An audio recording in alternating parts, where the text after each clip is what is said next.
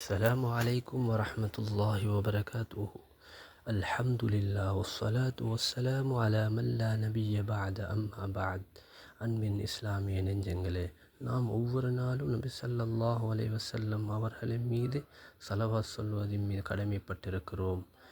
திருக்குர்ஆனில் அல்லாஹ் கூறுகிறான், இன்னல்லாஹ வ மலாயிகத்தஹு யுஸல்லூன அலன் நபி யா அய்யுஹல்லதீன ஆமனு ஸல்லு அலைஹி வஸல்லிமு தஸ்லீமா. நிச்சயமாக அல்லாஹும் மலக்குமார்களும் நபியின் மீது ஸலவாத் கூறுகிறார்கள். ஈமான் கொண்ட மக்களே, நீங்களும் நபியின் மீது ஸலவாத் கூறுங்கள் என்று.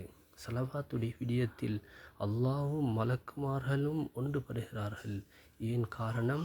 ஸலவாத் அவ்வளோ முக்கியமான ஒரு விடயமாக இருக்கிறது, பொறுமதி மிக்கனதாக இருக்கிறது.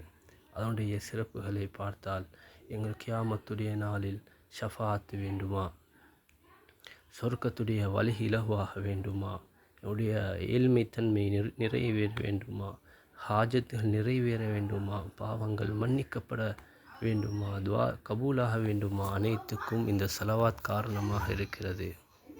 அது மாத்திரமில்லை, இப்னுல் கய்யிம் ரஹிமஹுல்லாஹ் அவர்கள் ஸலவாத்துடைய சிறப்புகளை பற்றி 40 சிறப்புகளை கூறியிருக்கிறார்கள். அவ்வளோ பொறுமதி மிக்கது. எங்களுடைய வாழ்க்கையில் துனியாவாக இருக்கலாம், ஆகிரத்தை ஈருலக வெற்றிக்கும் இந்த ஸலவாத் முக்கியமாக அமைகிறது.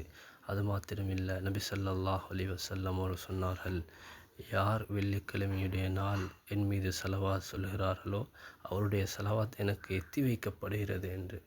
எனவே இந்த சிறப்பான பாக்கியத்தை நாங்கள் தவறவிடாமல் செய்து வருவதற்கு அல்லாஹ்வுக்கு சுப்ஹானஹு வ தஆலா எம் அனைவருக்கும் கிருபை செய்வானாக.